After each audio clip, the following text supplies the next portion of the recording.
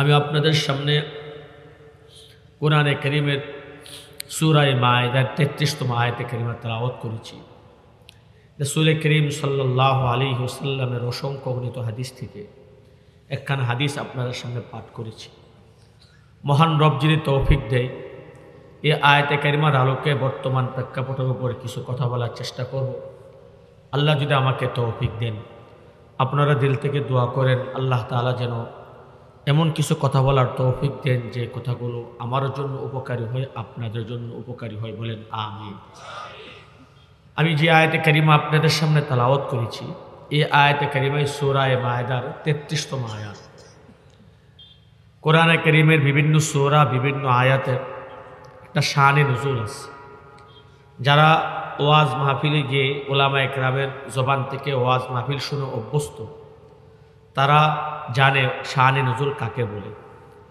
শানে নুজুল বলা হয় কোরআনে কারিমের বিভিন্ন আয়াত, বিভিন্ন সূরা, বিভিন্ন অংশ বিশেষ যেই ঘটনা বা যেই অবস্থা অথবা যেই প্রশ্নের জবাবে নাজিল হয়েছে, ওই অবস্থা, ওই প্রশ্ন বা ওই ঘটনাটা হইলেও ওই আয়াত বা ওই সূরার জন্য শানে নুজুল। আমি যে আয়াতে কারিমা তেলাওয়াত করেছি, এই আয়াতে কারিমার একটা শানে নুজুল আছে। শানে নুজুলের ঘটনাটা হলো এই: রাসূল করিম সাল্লাল্লাহু আলাইহি ওয়াসাল্লাম মক্কা মুকাররমা থেকে হিজরত করে যখন মদিনা মুনাওয়ারায় গেলেন, ওখানে গিয়ে রাসূল সাল্লাল্লাহু আলাইহি সাল্লাম মক্কাতে দীর্ঘ 13 বছর ছিলেন, দ্বীনের দাওয়াত দিয়েছেন। কিন্তু মক্কাবাসী রাসূলকে যথাযথ সহযোগিতা না করার কারণে মক্কাকে রাসূল ইসলামী রাষ্ট্র ঘোষণা করতে পারেনি। রাসূল হিজরত করে যখন মদিনা মুনাওয়ারায় গেলেন, মদিনা মুনাওয়ারায় আনসার সাহাবাগণের সহায়তায় রাসূল করিম সাল্লাল্লাহু আলাইহি ওয়াসাল্লাম মদিনা মুনাওয়ারাকে একটি পূর্ণাঙ্গ ইসলামী রাষ্ট্র ঘোষণা করলেন। সেই ইসলামী রাষ্ট্রের অধিনায়ক রাষ্ট্রপতি হলেন স্বয়ং মুহাম্মদুর রাসূলুল্লাহ সাল্লাল্লাহু আলাইহি ওয়াসাল্লাম। মদিনা নামক ইসলামী রাষ্ট্র ঘোষণা করছেন। লোকজন দলদলে মদিনায় আসে, এসে রাসূলের হাতে কালিমা পড়ে ইসলাম গ্রহণ করে। দিন দিন আস্তে আস্তে এই ইসলামী রাষ্ট্রের পরিধি বাড়তে থাকে। এক পর্যায়ে রাসূল করিম সাল্লাল্লাহু আলাইহি ওয়াসাল্লামের কাছে বাহরাইন একটা দেশ, ওই দেশের ওক এবং ওরাইনা গোত্রের কিছু লোক আল্লাহ রাসূল সাল্লাল্লাহু আলাইহি ওয়াসাল্লামের কাছে আসলেন মদিনা মুনাওয়ারায়। এসে তারা রাসূলের সামনে কালিমা পড়ে ইসলাম গ্রহণ করলেন। রাসূল সাল্লাল্লাহু আলাইহি ওয়াসাল্লাম তাদের জন্য মদিনা মুনাওয়ারায় থাকা খাওয়ার ব্যবস্থা করে দিলেন। এরা মদিনা মুনাওয়ারায় থাকতেছে, খাওয়া দাওয়া করতেছে, তাদের কোনো অসুবিধা নাই। তবে তাদের একটা শারীরিক সমস্যা দেখা দিছে, সেটা হলো তাদের পেটের পীড়া দেখা দিছে। এদের পেট ফুলে যায়, পেট ব্যথা এবং পেট ফুলে যায়। এটা মদিনার আবহাওয়া তাদের মুআফিক না হওয়াতে তাদের এই অবস্থা সৃষ্টি হয়েছে। এই পেটের পীড়ার জন্য চিকিৎসার জন্য এরা মুহাম্মদুর রাসূলুল্লাহর কাছে গেলেন। যে ইয়া রাসূলুল্লাহ, আমরা তো দেশ ছেড়ে আসছি মদিনায়, ইসলাম গ্রহণ করছি, কালিমা পড়ছি, আপনি আমাদের জন্য মদিনা মুনাওয়ারায় থাকা খাওয়ার ব্যবস্থা করছেন, আমরা তো থাকতেছি, কিন্তু আমরা তো এখন একটা জটিল রোগে আক্রান্ত হয়েছি, সেটা হলো পেটের পীড়া, আমাদের পেট ফুলে যাওয়া। হুজুর, এই ক্ষেত্রে আপনি আমাদেরকে চিকিৎসা দেন। মুহাম্মদুর রাসূলুল্লাহ সাল্লাল্লাহু আলাইহি সাল্লাম তিনি চিকিৎসাও দিতেন। এজন্য বর্তমান সময়ে রাসূলের চিকিৎসার উপর আলাদা কিতাবই রচনা হয়েছে, তিব্বে নববীর উপর, রাসূলের চিকিৎসা শাস্ত্রের উপর। রাসূল যেমনভাবে নাকি বিভিন্ন রকমের ঔষধপত্র দ্বারা চিকিৎসা দিতেন, ঠিক তদ্রুপভাবে রাসূলের চিকিৎসার একটা বড় দিক ছিল রাসূলের ঝাড়ফুঁক, রাসূলের থুতু। এটা ছিল রাসূলের চিকিৎসার একটা বড় দিক। যেমন খায়বারের যুদ্ধে রাসূল করিম সাল্লাল্লাহু আলাইহি সাল্লাম সাহাবায়ে কেরামদেরকে নিয়ে গেলেন ইহুদিদের সাথে যুদ্ধ করতে। ইহুদিরা বিভিন্ন দুর্গে আশ্রয় নিল। রাসূল সাল্লাল্লাহু আলাইহি সাল্লাম সাহাবায়ে কেরামদেরকে নিয়ে এক একটা করে দুর্গ অবরোধ করলেন আর এক একটা করে দুর্গ বিজয় করলেন। এক পর্যায়ে একটা বড় দুর্গ, যে দুর্গটা তাদের দৃষ্টিতে তাদের কাছে সবচেয়ে শক্তিশালী দুর্গ ছিল, ওই দুর্গটা মুসলমানরা অবরোধ করে রাখছে দীর্ঘদিন। ইহুদিদের সাথে মোকাবেলাও হচ্ছে, যুদ্ধও হচ্ছে, কিন্তু বিজয় হচ্ছে না।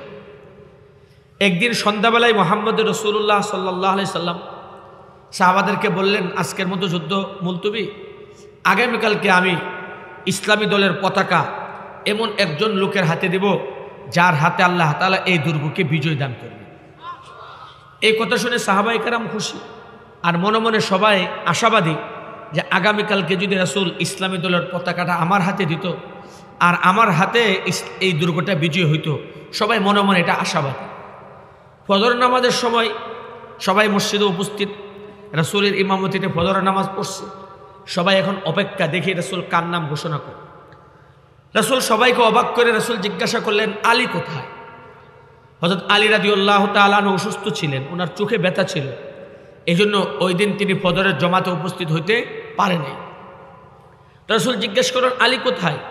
সাহাবারা বললেন, ইয়া রাসূলুল্লাহ, তার চোখে ব্যথা, চোখে ব্যথার কারণে সারা রাত ঘুমাইতে পারে নাই, যে কারণে সে ফজরের জমাতেও আসতে পারে নাই। রাসূল বললেন, আলীকে খবর দাও। লোক পাঠাইলেন আলীকে নিয়ে আসার জন্য। আলীকে নিয়ে আসা হইল। এবার আলী রাদিয়াল্লাহু তাআলা আনহুকে দেখে রাসূল জিজ্ঞাসা করলেন, আলী তুমি পিছনে কেন, কি হয়েছে তোমার? এবার হযরত আলী রাদিয়াল্লাহু তাআলা আনহু বলেন, ইয়া রাসূলুল্লাহ, আমার চোখে ব্যথা, যে কারণে আমি ফজরের জামাতে আসতে পারিনি। মুহাম্মদ রাসূলুল্লাহ সাল্লাল্লাহু আলাইহি সাল্লাম বললেন, তুমি আমার কাছাকাছি আসো। হযরত আলী রাদিয়াল্লাহু তাআলা আনহু মুহাম্মদ রাসূলুল্লাহ সাল্লাল্লাহু আলাইহি ওয়াসাল্লাম কাছাকাছি বসলেন। এবার মুহাম্মদ রাসূলুল্লাহ সাল্লাল্লাহু আলাইহি সাল্লাম ওনার মুখ মুবারক থেকে থুতু মুবারক হযরত আলী রাদিয়াল্লাহু তাআলা আনহুর চোখে দিয়ে দিলেন। হযরত আলী রাদিয়াল্লাহু তাআলা আনহু বলেন, রাসূলের থুতু মুবারক আমার চোখে লাগার সাথে সাথে আমার চোখ ভালো হয়ে গেছে, জিন্দেগি ভর আর কোনোদিন আমার চোখে রোগ হয়নি। তাহলে রাসূলের থুতু এটাও ছিল আমাদের জন্য শেফা। এমন বহু মুজিজা আছে রাসূলের, এমন বহু ঘটনা আছে, যদি এগুলো বলতে যায় অনেক লম্বা সময় লাগবে। আমরা তো আমাদের নবীকে চিনলাম না, আমাদের নবীকে চিনি নাই বিদায় আমাদের নবী ছাড়াও আমাদের দেশে এমন লোক আছে যারা আমাদের নবী ছাড়াও অন্যদেরকে নবী মানতে যায়। যদি নবীকে চিনত তাহলে তারা মুহাম্মদ রাসূলুল্লাহকে ছেড়ে অন্য কাউকে নবী স্বীকার করতে পারত না। মুহাম্মদ রাসূলুল্লাহ সাল্লাল্লাহু আলাইহি ওয়াসাল্লামের আওসাফ গুণাগুণ বর্ণনা করে শেষ করার মতো না, এখানে এতটুকু রাখলাম। তো রাসূল সাল্লাল্লাহু আলাইহি ওয়াসাল্লামের কাছে উরাইনা গোত্রের লোকেরা, এরা যখন পেটের পীড়া দেখা দিল, এরা রাসূলের কাছে গেল চিকিৎসার জন্য, পানি দিল। রাসূল সাল্লাল্লাহু আলাইহি ওয়াসাল্লাম তাদেরকে চিকিৎসা দিলেন। কি চিকিৎসা দিলেন?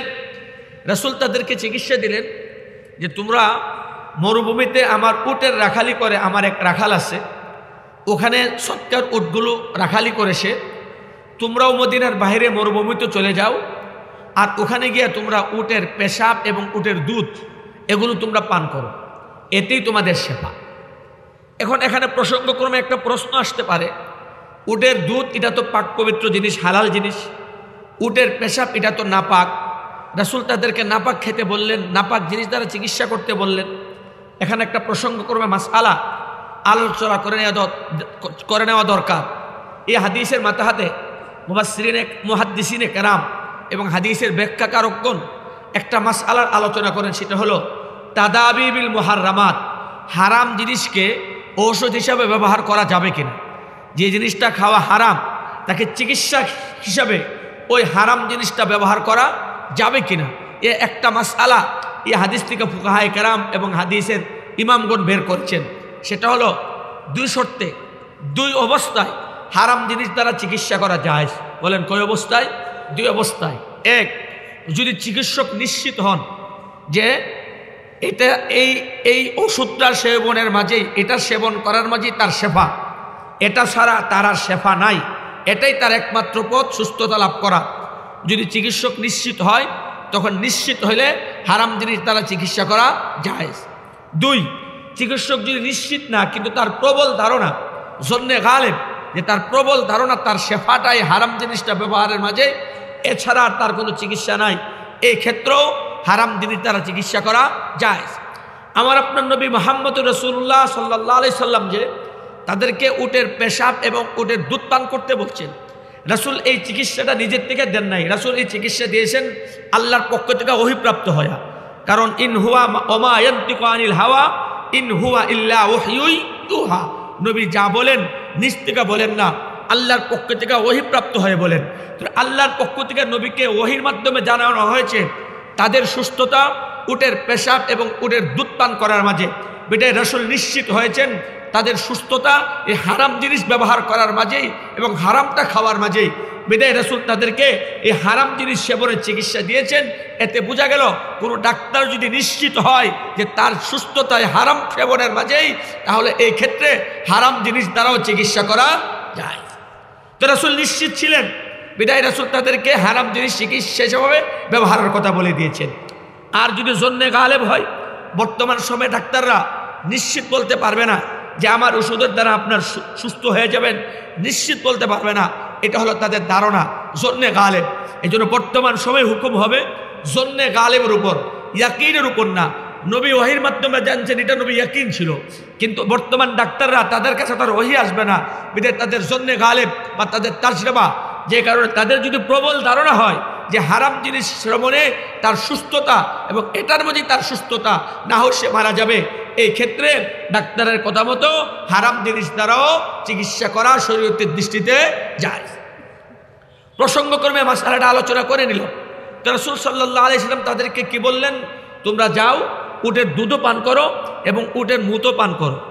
এরা রাসূলের পরামর্শ মতে তারা গেল। ওখানে গিয়ে তারা অল্প কয়েকদিন উটের দুধ আর পেশাব পান করছে। এতে তারা পরিপূর্ণ সুস্থ হয়ে গেছে, তাদের স্বাস্থ্যও ঠিক হয়ে গেছে। এবার এরা তো রাসূলের চিকিৎসা সুস্থ হয়েছে, দরকার তো ছিল সুস্থ হওয়ার পরে কৃতজ্ঞতা আদায় করা, শুকরিয়া আদায় করা। কিন্তু কিছু মানুষ আসে, এরা শুকরিয়া আদায় করতে জানে না, বরং তাদের প্রতি এহসান করলে এরা করে নিমুখ হারামি। ঠিক কিনা বলেন? এমন কিছু মানুষ সব যুগেই ছিল। এই লোকগুলো উক্ত এবং ওরাইনা গোত্র থেকে আসছে। রাসূল তাদেরকে মদিনায় থাকা খাওয়ার ব্যবস্থা করেছেন। অসুস্থ হয়েছে, তাদেরকে রাসূল পাঠিয়ে দিয়েছেন রাসূলের উটের কাছে। ওখানে গিয়ে উটের দুধ পেশাব পান করো, সুস্থ হয়ে যাবা।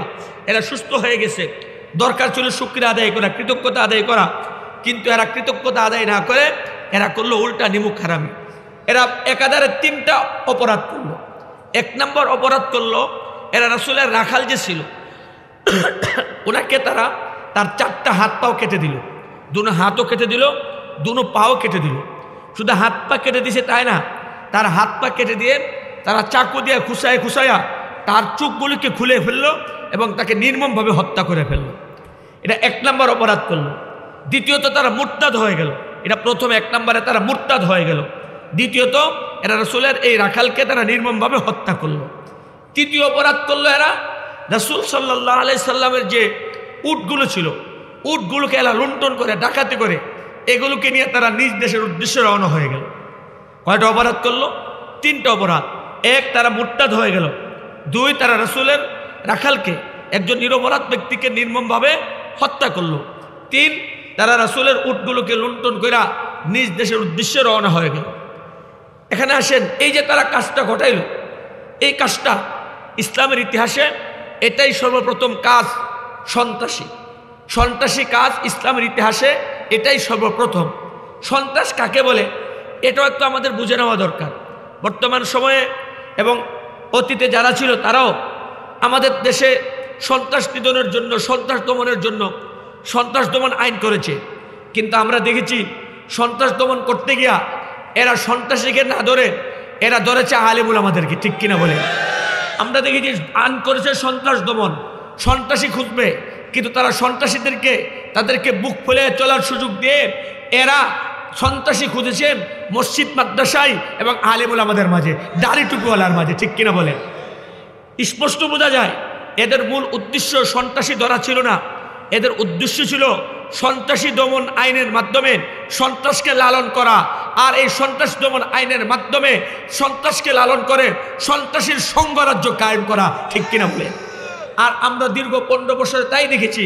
এই দীর্ঘ 15 বছরে তারা সন্ত্রাস তো দমন করেই নাই, বরং তারা নিরপরাধ উলামায়ে কেরামদেরকে সন্ত্রাস দমন আইনে, জঙ্গি আইনে তাদেরকে জেলখানায় পড়ে, আর তাদের সন্ত্রাসীদেরকে এই নিষিদ্ধ ঘোষিত বর্তমান সরকার যে সংগঠনকে নিষিদ্ধ করেছে আপনার ছাত্রলীগ, এই সমস্ত ছাত্রলীগের গুন্ডা পান্ডার সন্ত্রাসের জ্বালায় সারা দেশকে অশান্ত করে রেখেছে। ঠিক কিনা বলেন?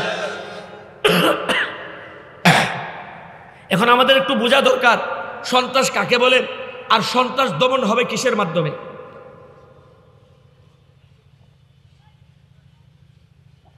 সন্ত্রাস কাকে বলে? সন্ত্রাস বলা হয় দলবদ্ধভাবে অস্ত্র সহকারে কোনো নিরপরাধ ব্যক্তির উপর আক্রমণ করার নামই হইল সন্ত্রাস। এখানে দেখুন তো, এই ওলাইনা গোত্রের লোকগুলো রাসূলের রাখালের উপর যে আক্রমণ করেছে, রাসূলের রাখাল ছিল নিরপরাধ, আর এরা ছিল দলবদ্ধ, আবার ছিল তাদের সাথে অস্ত্র।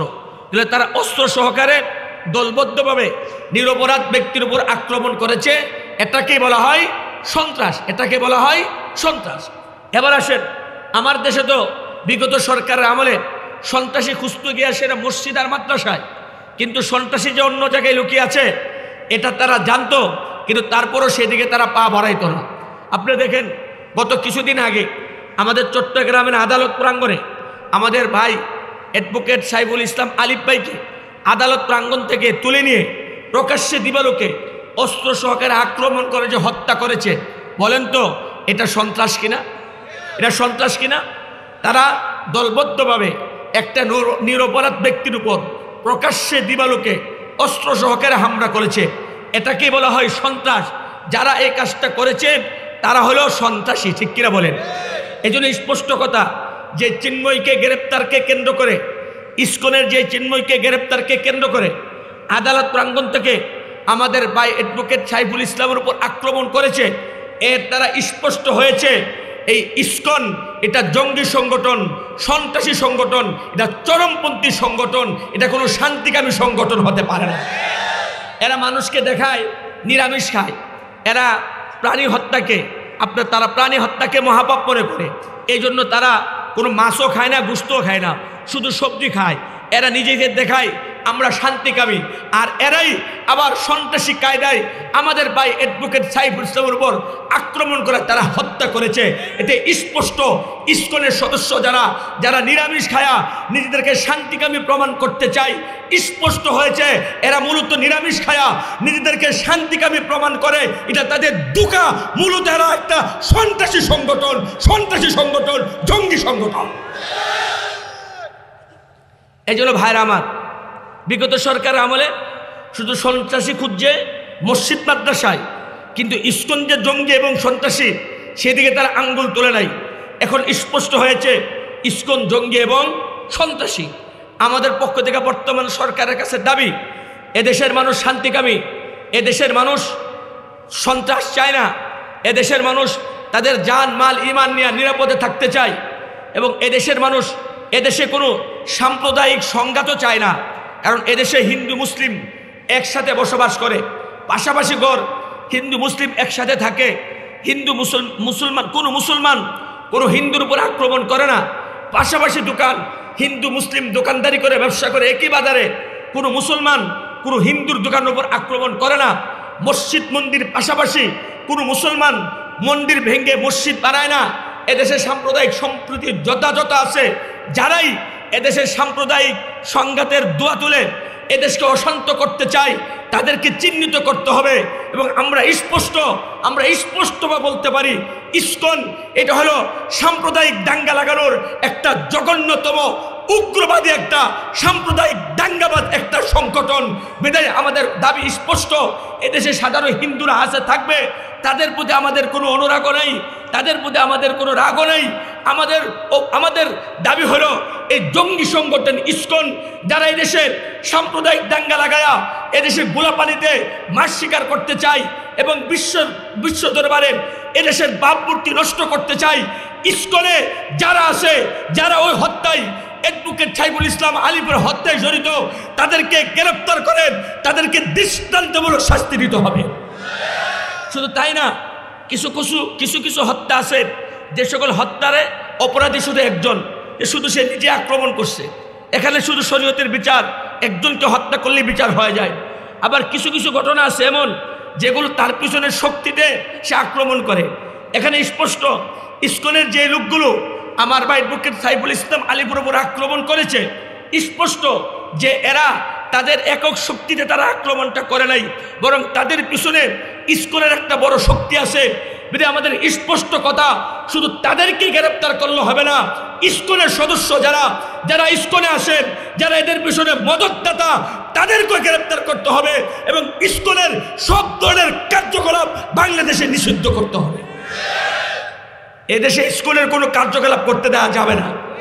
এদেশ মুসলমানদের দেশ, এদেশ শাহজালালের দেশ, এদেশ হাজী শরীয়তুল্লাহর দেশ, এদেশ মুফতি আমিনীর দেশ, এদেশ শাইখুল হাদিস আল্লামা আজিজুল হক রহমাতুল্লাহ আলাইহির দেশ, এদেশ চরমনের পীরের দেশ। এদেশে আল্লাহু আকবারের ধ্বনিতে সূর্য উদিত হয়, এদেশ আল্লাহু আকবারের ধ্বনিতে সূর্য অস্ত যায়। এদেশের মাটিতে স্কুলের কোনো ষড়যন্ত্র, স্কুলের কোনো কার্যক্রম চলতে দেয়া যাবে না, চলতে দেয়া যাবে না, চলতে দেয়া যাবে না।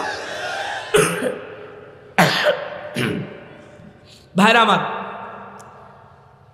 এরপরে আসেন রাসূলুল্লাহ সাল্লাল্লাহু আলাইহি সাল্লাম ওনার গোয়েন্দা বাহিনী ওনার কাছে খবর দিল যে আপনি যাদেরকে উটের দুধ এবং পেশাব পান করার জন্য মরুভূমিতে পাঠাইছিলেন, এরা তো উটের দুধ এবং পেশাব পান করে এরা সুস্থ হয়ে গেছে। সুস্থ হয়ে এরা এরকম গাদ্দারি করে আপনার রাখালকে হত্যা করে মুরতাদ হয়ে এরা আপনার উট নিয়ে নিজ দেশের উদ্দেশ্যে রওনা হয়ে গেছে। মুহাম্মদ রাসূলুল্লাহ সাল্লাল্লাহু আলাইহি ওয়াসাল্লাম সাথে সাথেই একদল চৌকস সাহাবায়ে কেরামকে পাঠাইলেন ঘোড়া দিয়া, যে তোমরা ঘোড়ায় দৌড়াইয়া গিয়া তাদেরকে ধরে নিয়ে আসো। এখানে আরেকটা প্রসঙ্গ করবে, মাসআলা আলোচনা করে নেই।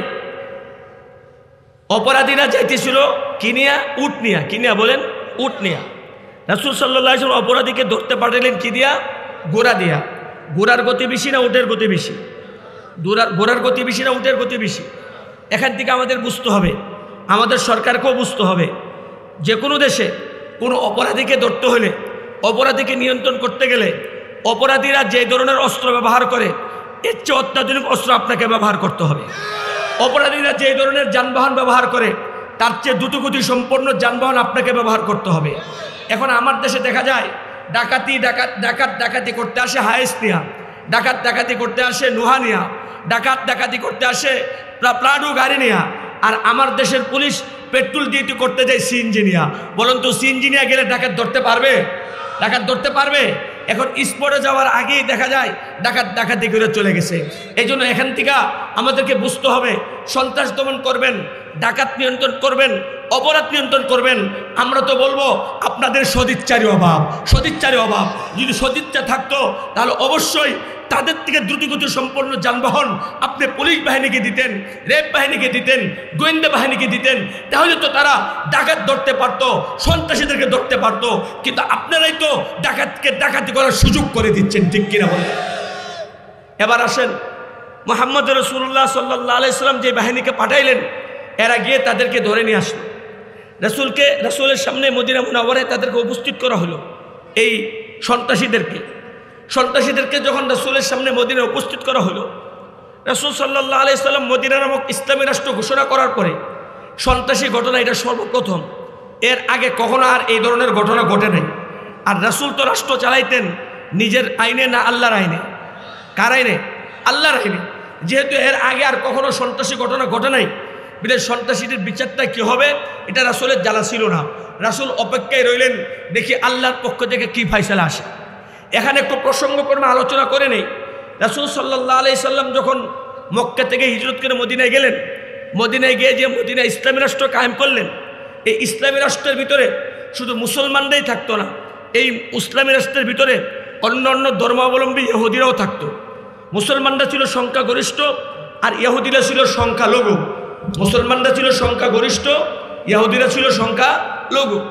রাসূল সাল্লাল্লাহু আলাইহি সাল্লাম এই মদিনা নামক এই রাষ্ট্রের নিরাপত্তার জন্য রাসূল মদিনার ইহুদিদের সাথে একটা চুক্তিনামা করলেন, যে চুক্তিটাকেই ইতিহাসের ভাষায় মদিনার সনদ বলা হয়। কি বলা হয়? মদিনার সনদ বলা হয়।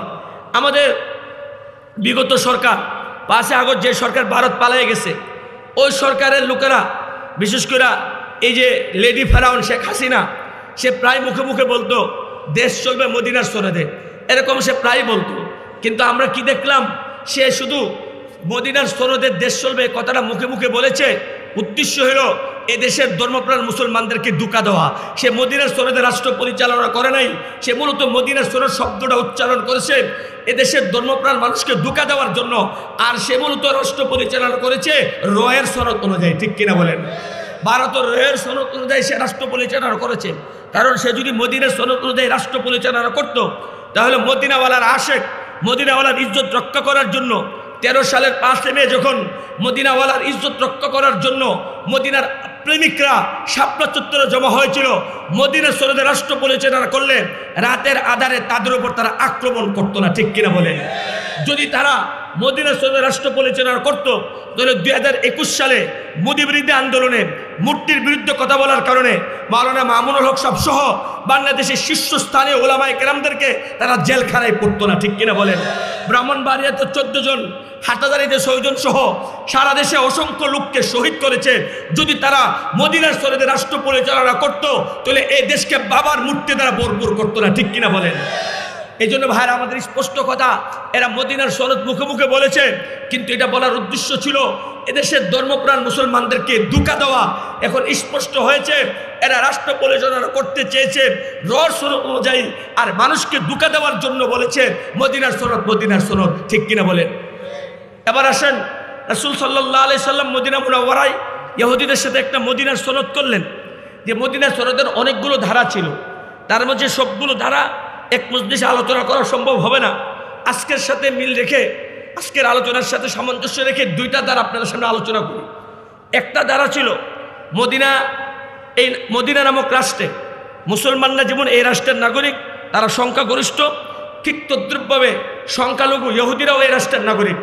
বিদায় এই দেশে মুসলমানরা যেমন তাদের ধর্মকর্ম পালনের ক্ষেত্রে স্বাধীন, বিদায় এদেশের সংখ্যালঘু ইহুদিরাও তাদের ধর্মকর্ম পালনের ক্ষেত্রে স্বাধীন।